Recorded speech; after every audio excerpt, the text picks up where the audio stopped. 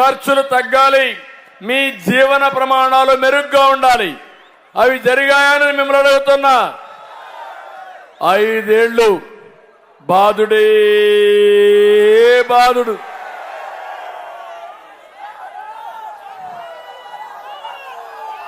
తొమ్మిది సార్లు కరెంటు ఛార్జీలు పెంచారా లేదా?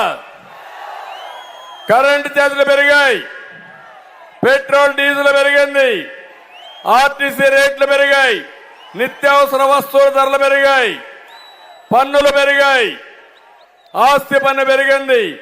కడాన చెత్త మీద కూడా పన్నేసిన ముఖ్యమంత్రి నా జీవితంలో ఎప్పుడూ చూడలేదు. ఇంకో పక్క వేధింపులు పెరిగాయి. ఈరోజు నేను అది కూడా చెప్తాను. వేగేసిన నరేంద్ర వర్మ గారు ఎలాంటి వాడో, ఇక్కడుండే ఎమ్మెల్యేగా వైఎస్ఆర్ కాంగ్రెస్ పార్టీ ఎలాంటి వాడో మీరే బేరీ చేసుకునే సమయం వస్తుంది. ఇవన్నీ ఒక ఎత్తు అయితే, అహంకారంతో నేను పట్టసీమ తీసుకొచ్చాను. మీకు నీళ్లు ఎక్కడి నుంచి వస్తున్నాయి? ఇప్పుడు కృష్ణా డెల్టాకు ఒకప్పుడు కృష్ణా నీళ్లు వస్తే 5 ఏళ్లుగా మీకు పట్టసీమ నుంచి నీళ్లు వస్తున్నాయి. అందుకే సకాలం నీళ్లు వస్తున్నాయి. నేను పట్టసీమ కట్టానని ఈ సైకో జగన్మోహన్ రెడ్డి పట్టసీమ వాడడం మానేశాడు. నమ్మతారా తమ్ముళ్ళోని మిమ్మల్ని అడుగుతున్నా. ఇది ఒక ప్రభుత్వం, ప్రభుత్వానికి ఒక ఆస్తి. ఇప్పుడు జగన్మోహన్ రెడ్డి కొన్ని పనులు చేశాడు. ఇంటి జాగాలున్న దానికి కూడా వస్తా. నేను అవన్నీ కూడా రద్దు చేయను. అక్కడే ఆయన ఇచ్చే డబ్బులు కాకుండా ఆ కాలనీలు ఇంకా ఆర్థిక సాయం చేసి బ్రహ్మాండంగా కట్టి ఆ పేద ప్రజానికాన్ని ఆదుకుంటానని మీ అందరికీ హామీ ఇస్తున్నా. నేను టిట్కో ఇళ్లు కట్టాను, బ్రహ్మాండమైన ఇళ్లు కట్టాను. ఉన్నాయా లేదు? ఇక్కడ ఇచ్చాడా మీకు? అవి లేదు, ఇక్కడ రాలేదు. ఇక్కడ టిట్కో ఇల్లు ఇక్కడ రాలేదన్నాడు వర్మ గారు. అన్ని దిక్కలా ఇచ్చాను, కానీ అవి ఎక్కడా కట్టిన దాఖలాలు లేవు. ఈరోజు 2 విషయాలు మీరు ఆలోచించండి. ఈ రాష్ట్రానికి 2 కళ్ళు, ఒకటి అమరావతి, 2 పోలవరం. ఏం తమ్ముళ్ళు, హైదరాబాద్ ని అభివృద్ధి చేసింది ఎవరని మిమ్మల్ని అడుగుతున్నా. నాకు ఒక ఆనందం, ఒక తృప్తి. రాజకీయాలు శాశ్వతం కాదు, మనం చేసిన పనులు శాశ్వతం. ఆ రోజు తెలుగు జాతి కోసం హైదరాబాద్ ని ప్రపంచ పటంలో పెట్టాం, ఐటీకి ప్రాధాన్యత ఇచ్చాం, ఎయిర్పోర్ట్ కట్టాం, ఔటర్ రింగ్ రోడ్ వేసాం, హైటెక్ సిటీ కట్టాం. నేను ఆ రోజు చేసినప్పుడు కృష్ణప్రసాద్ గారు, ఇప్పుడు పార్లమెంట్ అభ్యర్థి, ఆ రోజు ఐపీఎస్ ఆఫీసర్ గా ఉండి ఇన్ఫ్రాస్ట్రక్చర్ లో పనిచేసి ఆయన కూడా అభివృద్ధిలో భాగస్వామి అయ్యాడు. ఆయనకు అన్ని విషయాలు తెలుసు అని చెప్పి నేను మీకు తెలియజేస్తున్నా. ఈరోజు రాష్ట్రం విడిపోయింది, నష్టపోయాం. మళ్ళా పట్టుదలగా నేను అమరావతికి ప్లాన్ చేశాను. అదే తెలుగుదేశం పార్టీ ఉంటే ఈ రోజు ఇక్కడుండే యువత బాపట్లో ఉద్యోగాలు వచ్చేటివి, లేకపోతే అమరావతిలో వచ్చేటివి.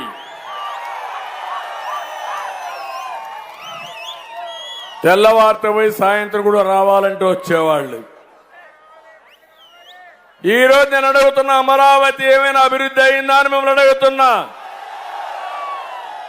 మామూలుగా కాదు, 50,000 ఎకరాలు భూమి స్వచ్ఛందంగా రైతుల ముందుకు వచ్చిచ్చారు.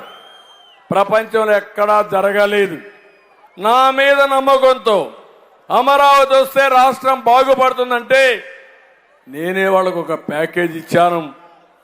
అది కూడా మీరు చూసినప్పుడు ఎవరైతే రైతులున్నారో వారికి తిరిగి కొంత భూమి ఇచ్చాను. దానివల్ల లాభం వస్తున్న ఉద్దేశంతో నమ్మారు. ఈరోజు వాళ్ళంతా భూమి ఇచ్చారు. 10,000 ఎకరాలు అన్ని అవసరాలకు ఉపయోగించుకుని మిగులు భూమి ఉంది. ఆ రోజు నేను ఇదైనప్పుడు ఎకరా 10 కోట్లు. హైదరాబాద్లో హైటెక్ సిటీ కట్టాం, ఎకరా ₹1,00,000. హైటెక్ సిటీ కట్టిన తర్వాత 20 కోట్లు 30 కోట్లు. ఇప్పుడు ఎంత తెలుసా ఎకరా? అక్కడ ఒక ఎకరా ₹100 కోట్ల.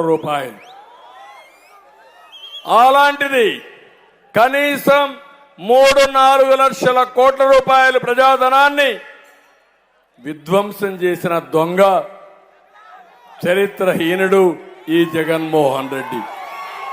నా బాధ కాదు, నేను చేశానని చేశాడు కాదు, నా బాధంతా అది మీ ఆస్తి. ఒక పక్క సంపదను నాశనం చేసి మీ నెత్తిన 13 లక్షల కోట్ల రూపాయలు అప్పు తెచ్చాడు. ఎవరు కడతారు? జగన్మోహన్ రెడ్డి కడతాడా? మీకే కదా అప్పు. సాక్షి పేపర్ కడుతుందా? లేదా భారతీయ సిమెంట్ కడుతుందా? మీరే పన్నుల ద్వారా కట్టారు, అవునా కాదా అని అడుగుతున్నా. కానీ దానికి సమాధానం లేదు. ఇంకో పక్క మీరు చూస్తే పోలవరం, అది రెండో కన్ను ఆంధ్రప్రదేశ్కి. పోలవరం పూర్తయితే అక్కడి నుంచి కాలువలో నీళ్లు తెచ్చుకొస్తే గోదావరి కలుపుతాం, కృష్ణా కలుపుతాం. అక్కడి నుంచి నేరుగా నాగార్ సాగర్ ద్వారా రాయలసీమకు తీసుకుపోతాం. నదుల అనుసంధానం చేస్తాం. ప్రతి ఎకరాకు నీళ్లు ఇవ్వాలనేది నా సంకల్పం. అక్కడ టెండర్లు మార్చాడు. టెండర్లు మార్చి గోదావరిలో ముంచేసే పరిస్థితికి వచ్చాడు. మళ్ళీ మనం వచ్చిన తర్వాత ఇవన్నీ చేసే పరిస్థితికి వస్తుంది. నేను ఒకటే, ఈ విషయాల్లో మీరు చూస్తే ఒక వ్యక్తి బాధ్యతారాహిత్యంగా ఇష్టానుసారంగా చేసే పరిస్థితికి వచ్చారు. ఇక్కడ మనం ఉన్నాం. రైతాంగాన్ని అడుగుతున్నా, అక్వా రైతులు ఎవరైనా బాగున్నారా తమ్ముళ్ళు అని అడుగుతున్నా మిమ్మల్ని. 2 లక్షల హెక్టార్లు అక్వా సాగుంది. మన హయాంలో అక్వాని ప్రోత్సహించాం, ప్రపంచ పట్టణంలో పెట్టాం. ఈరోజు ఖర్చు 3 రెట్లు పెరిగింది, ఆదాయం మాత్రం పెరిగే పరిస్థితులు లేదు. మద్దతు ధర లేదు. ఫీడ్ గాని, మందులు గాని, కరెంటు బిల్లు గాని, సెస్ గాని ఇష్టానుసారంగా పెంచేశారు. అదే మాదిరిగా మొన్నటి రోజు చూస్తే 10 ఎకరాలు పెట్టి జోన్ నాన్ జోన్ అని ఆంక్షలు పెట్టే పరిస్థితికి వచ్చారు.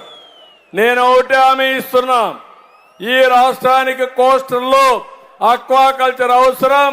మీ అందరికి హామీ ఇస్తున్నా, ₹1.50 అందరికీ కరెంట్ ఇచ్చే బాధ్యత మాది.